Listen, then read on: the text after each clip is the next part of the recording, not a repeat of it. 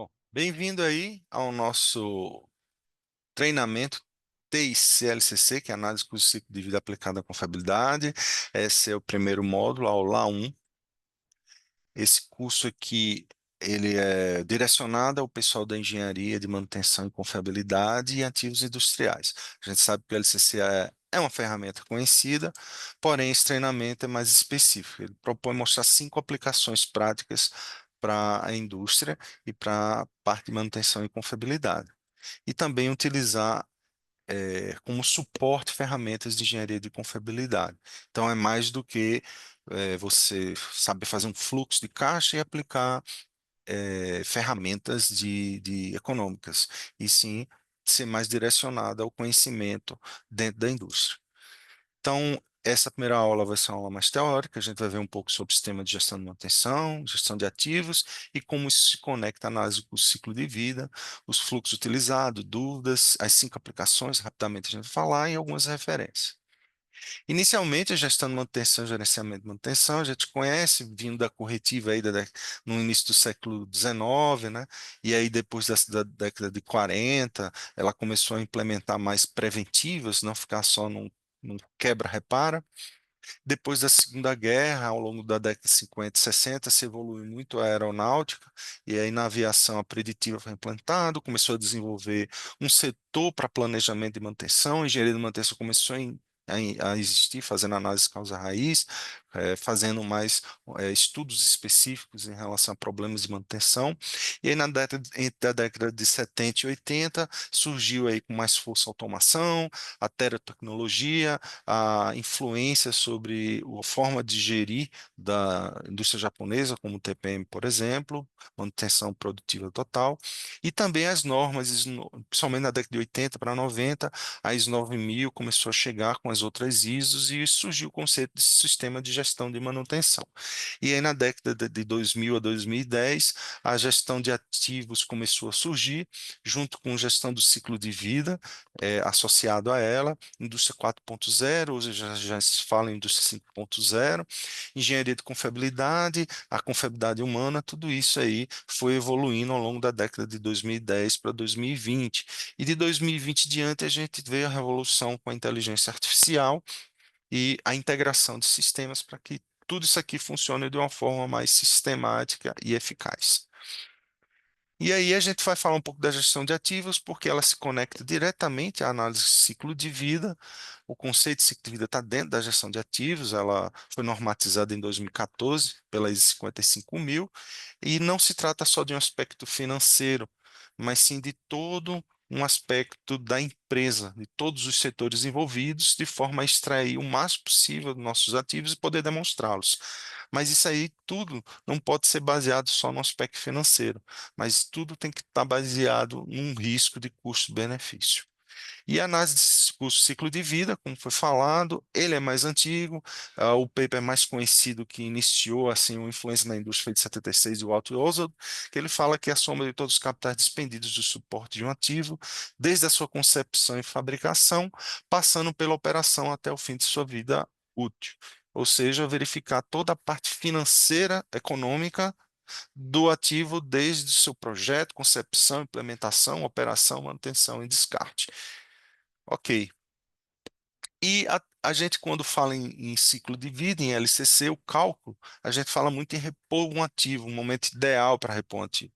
Então, tradicionalmente, seleciona-se um objeto de estudo, determina os elementos e custos envolvidos, calcula a estimação de eventos, realiza uma análise econômica e determina o ponto de LCC, que nesse caso vai ser o ponto de vida econômico, tá? A gente vai ver mais na frente também o TBO.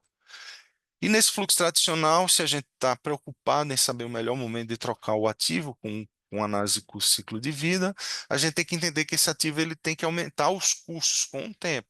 Então, ele vai depreciar, seja por uma questão operacional, ele está cada vez mais ficando mais caro para operar, para manter, ou por uma questão tecnológica. Então, equipamentos como iPads, smartphones, computadores, sistemas de informática, eles não são trocados porque quebram, que ficam quebrando, mas sim porque já não aguentam mais as upgrades e atualizações, tá? Então, assim, tem uma decisão de substituição.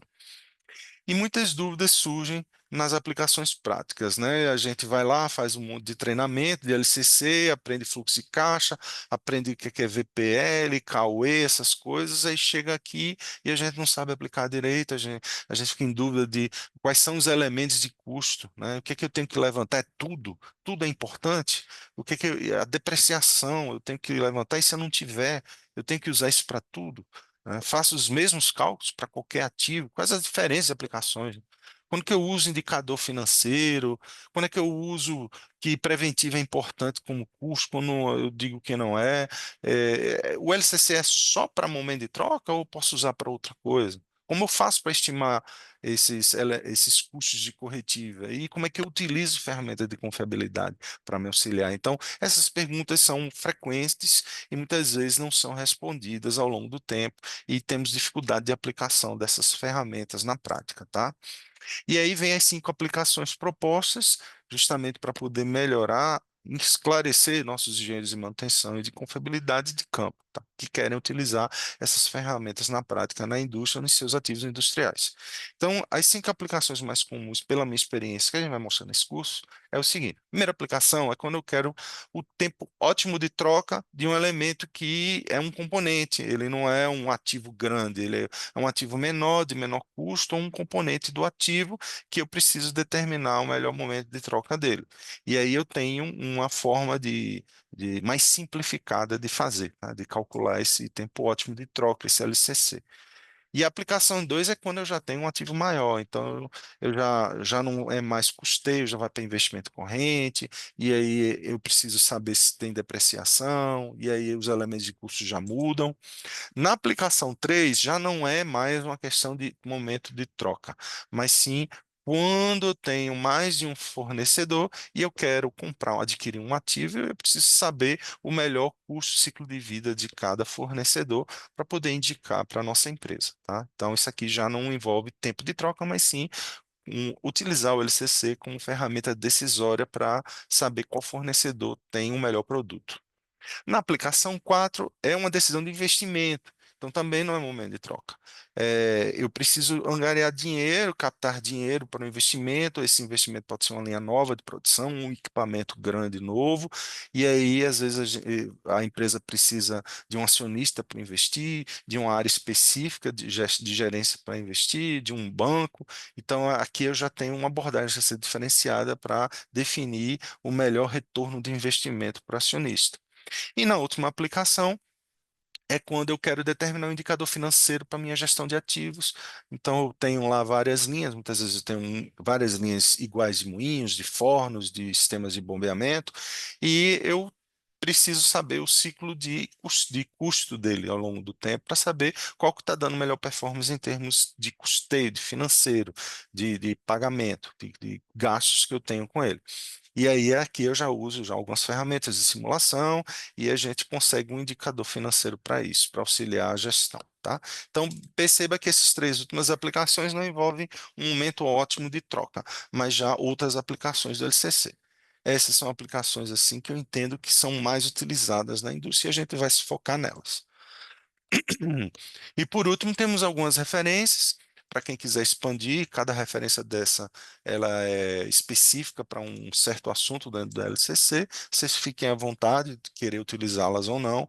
Na internet você acha várias referências disso aí, cursos, vídeos de aplicação. E aqui a gente vai ser mais específico, tá? Então, essa foi a primeira aula.